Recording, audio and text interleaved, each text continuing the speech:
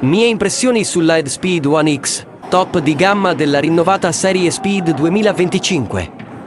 Versione con un unico foro sul piatto, presente solo per esigenze di regolamento. La racchetta in mio possesso pesa 356 grammi, un peso abbastanza basso ma comunque in specifica, e un bilanciamento a 26,9 cm. La forma è a goccia e i piatti, che sono realizzati con un nuovo carbonio trasparente 2D, risultano superficialmente abbastanza rigidi. La gomma è la storica Power Foam di Head, ma la densità complessiva non è elevatissima. È verosimile pensare che per tenere basso il peso, essendo anche il piatto senza buchi, Head abbia ridotto gli strati di materiale usato. Ho già portato sul canale la recensione della sua sorella più leggera Speed One, quindi farò un diretto riferimento anche a questa racchetta come comparativa. Vedremo alla fine quale sarà la mia preferita. Il tatto risulta un punto sopra il medio, con una uscita di palla ridotta e molto controllata. Rispetto alla Speed One, la X risulta un pochino più rigida con un'uscita di palla elastica ancora inferiore. Il punto dolce è ottimo. Offre un'eccezionale tolleranza e uniformità di risposta nel colpire la palla sulla quasi totalità del piatto.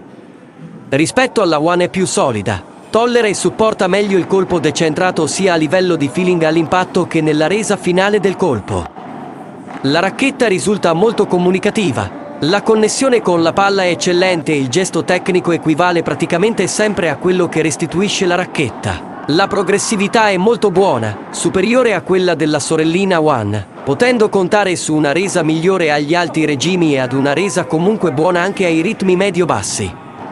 Il controllo è al top, non tanto per la estrema rigidità dell'impatto, ma per la capacità di poter accompagnare la palla dove si desidera con precisione e senza strafare, con un bel tocco pieno.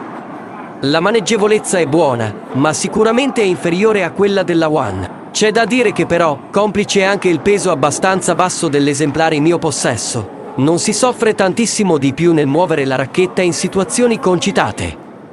Le preparazioni però vanno sicuramente portate in maniera più corta, con il polso che va controllato meglio nelle situazioni al limite. Il comfort è a livelli di eccellenza. Come nella One troviamo le tecnologie Auxetic e Soft Backup, entrambe in versione 2.0, ma prerogativa di questa versione One X è la presenza dei Dump Plus, che sono alette in materiale siliconico posizionate all'interno del ponte, che smorzando le vibrazioni garantiscono un ulteriore aumento del comfort.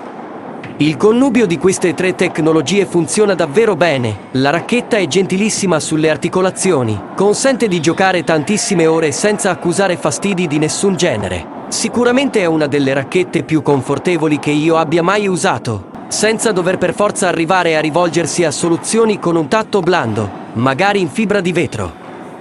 Per quanto riguarda lo spin, la superficie rugosa progettata da Head, identica a quella della One, complessivamente non fa rimpiangere l'assenza di fori. Il taglio che si riesce a dare alla palla è sempre molto omogeneo e uniforme, ben controllabile e ben dosabile, sicuramente non aggressivo. Funziona ottimamente nelle situazioni in cui si riesce a stare più tempo a contatto con la palla, meno in quelle estremamente veloci. Nel gioco dal fondo, a causa della non eccessiva uscita di palla, la racchetta va sempre incentivata e bisogna metterci sempre braccio per rimandare la palla agli avversari con qualità.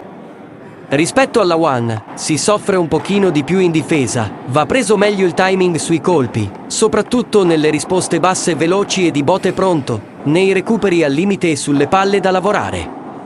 Comunque nelle situazioni di difficoltà e in difesa nel gioco basso non ti abbandona, grazie al punto dolce generoso e all'ottima capacità di opporsi ai tiri avversari e passare subito al contrattacco. Dopo il rimbalzo a vetro, con un po' più di tempo a disposizione, è eccezionale, precisissima nelle cicchite e sempre ottima per alzare pallonetti ben calibrati e profondi. In vole ha una resa spettacolare, molto superiore a quella della One, risultando molto solida e aggressiva a rete, generando con relativa facilità palle lavorate e pesanti. Offre un perfetto connubio tra precisione e velocità di palla. Il controllo è elevatissimo e si riesce sempre a mettere la palla dove si vuole anche accelerando con aggressività. Nei blocchi non si scompone mai e nei colpi più lavorati e di fino offre una resa sopra la media. Dall'alto invece abbiamo qualche problemino, non tutti i colpi infatti escono sempre in maniera convincente, specie quelli più tagliati. Sono ottime le bandecche Vibore più piatte, sia di potenza che più di contenimento, come i ganci piazzati sulla griglia. Le bandecche Vibore veloci e più lavorate sono invece i colpi dove mi è piaciuta meno. Non ha soddisfatto le mie aspettative rispetto a come rende la sorellina One, che si muove sicuramente meglio nei tagli veloci dove c'è da usare il polso, mentre la One X ha un certo impaccio nel muoversi velocemente. Ogni tanto in aria sembra un pochino frenata. Forse l'assenza di buchi crea tipo un effetto ventaglio che con la One non si notava. Le palle escono sicuramente più pesanti rispetto alla One, ma il taglio va dato in maniera più tecnica e oculata per non perdere controllo e precisione. Il feeling in questi colpi non è mai totalmente soddisfacente. Nello smash e nei colpi piatti di potenza e di prepotenza la racchetta si risolleva un pochino nella resa, risultando superiore alla sorellina One, che su questo era davvero deficitaria. Ma comunque rimane una tipologia di racchetta che non brilla sotto questo aspetto. Siamo ai livelli di potenza complessiva di una speed motion, ma con una spinta che va sempre generata bene a partire da gambe e corpo e incentivata con molto braccio. La racchetta all'impatto restituisce un bel botto piacevole, ma purtroppo poi la palla non viaggia sempre come si vorrebbe.